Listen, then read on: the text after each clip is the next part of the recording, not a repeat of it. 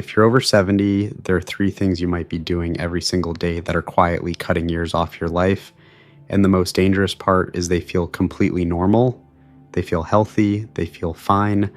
But in rural Japan, where people routinely live past 90 with sharp minds and strong bodies, these three things are considered almost unthinkable. What I found in the Japanese longevity data stopped me cold, because these mistakes aren't smoking.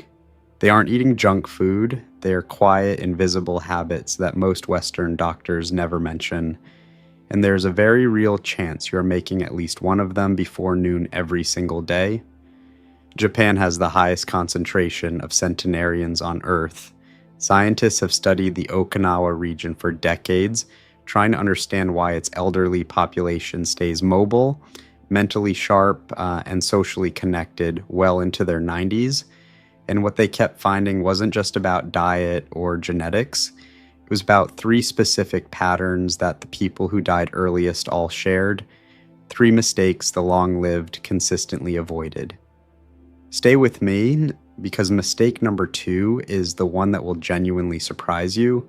Most people hear it and say that cannot possibly matter that much. The research says otherwise, and if this kind of science-backed information is what you have been looking for, subscribe right now. Every week we go deeper into what the research actually shows about living longer and more independently. Hit that button so you never miss it. The first mistake happens within the first hour of waking up. Most people in the Western world feel stiff, get out of bed, and immediately sit back down at the kitchen table with coffee. That transition from sleep straight to stillness is stealing something critical from your body every single morning. In Okinawa, morning movement is a non-negotiable ritual, not a workout, a gentle, deliberate awakening of the body before anything else.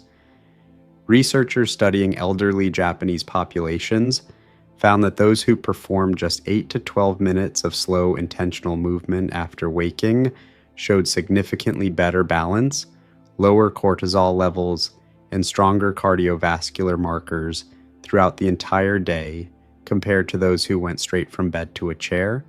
When you sleep, your circulation slows, your muscles go dormant, and your nervous system quiets down. When you stand up and immediately sit back down without activating anything, your body never fully wakes up. The Japanese call the morning the golden window, and they never waste it sitting still. 8 minutes of ankle rotations, gentle hip circles, and slow walking around your home before breakfast. That is the difference the data keeps finding between the people who stay mobile at 85 and the people who don't. But mistake number 2 is far more dangerous, because while the first one affects how your body wakes up, this one affects how your brain survives. And this is the one that made researchers in a 20-year Japanese longevity study redesign their entire research protocol when they discovered it. Social silence, not dramatic isolation, something far more subtle, the slow, gradual shrinking of meaningful conversation, pleasant exchanges, yes and thank you and I'm fine, but nothing that requires you to truly think, truly respond, truly connect. In Japan's longest-lived communities, elders belong to small groups called moai, 5 to 8 people who meet regularly, share problems, and share purpose. A landmark study published in PLOS Medicine analyzed data from 300,000 people and found that inadequate social connection increased mortality risk by 26%. That is comparable to smoking 15 cigarettes a day. It wasn't the absence of people around you that caused the damage. It was the absence of meaningful exchange. When your brain stops being regularly challenged by real conversation, by debate, by being genuinely heard, it begins to quietly shrink. The hippocampus loses density at an accelerated rate. The Japanese elders who live the longest are talking, arguing, laughing, and being needed by their community every single day. When did you last have a conversation that made you think hard? That left you energized rather than just comfortable? Because mistake number 3 builds on exactly this.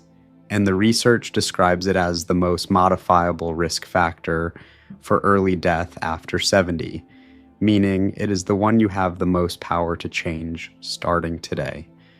The third mistake is eating alone in silence. Before you move past that thinking, it sounds too simple. Stay with me.